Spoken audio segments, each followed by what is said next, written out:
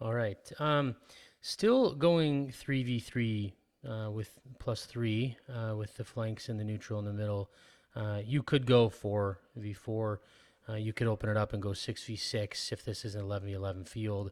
Um, so just generally understand that these numbers are going to change as your field gets bigger and your players get more developed. The less amount of players, 77, 3v3 is a good start here. You could make it 4v4 eventually if you want to. But 3v3 is a good start. So we've got some flanks. We've got the neutral in the middle. We should have lots of combination play. We should be far along in midfield attacking by this point. So we should have lots of combination play, lots of identification of 2v1s, lots of passing and receiving instructions, lots of combination and switching the point of attack. Very simple activity. Just rotate teams through. We're still looking at quality of passing, accuracy and pace, correct foot, receiving with the correct foot, etc. The one thing we get caught up in, and I wanted to put this in the coaching points, can we go to goal? It's the first option always. The one thing we get caught up in, especially because we generally do finishing later in the season, one thing we get caught up in is we need to switch the point of attack. We need to do combination plays. We need to do all of this stuff, but we don't need to do that if we can score.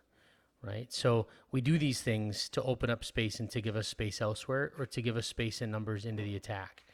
But if we can score, why do all of that stuff? The ultimate goal of the game is to score more than the other team. And in order to do that, we need to score goals. So if we're getting the ball into a space that we can score goal, end of story. So let's get into this just so you can see it a little bit bigger. This is the 4v4 version, but 3v3 version is the same nonetheless. This is just showing you some patterns of play that we can do here. So again, can we switch the point of attack? Can we use our support players? Can we move as the ball is moving? So if this ball is going, let's say the ball is in this space here, we've already gotten here. As this ball is going here, right? This player is probably dropping a bit more for support.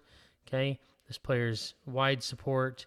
This player is maybe supporting between a couple players, etc. So just understand that we really do need to focus on how are we moving when the ball is moving, and this is a good activity to freeze a little bit if you have to move multiple players around and just identify when this ball goes there. What do we look like? Where do we go? And how do we get there? Again, I can't stress enough passing pace on the pass, less on accuracy, but the goal would be to play it to the correct foot. So if we're playing to this red player, we want to play their right foot. If we're playing to this yellow player here, especially on the flanks, unless they have immediate pressure, we're playing their back foot so they can go forward. First option should always be dribble or pass forward after scoring, after shooting it, of course. So again, 4v4 in the midfield. Notice this in the attacking third.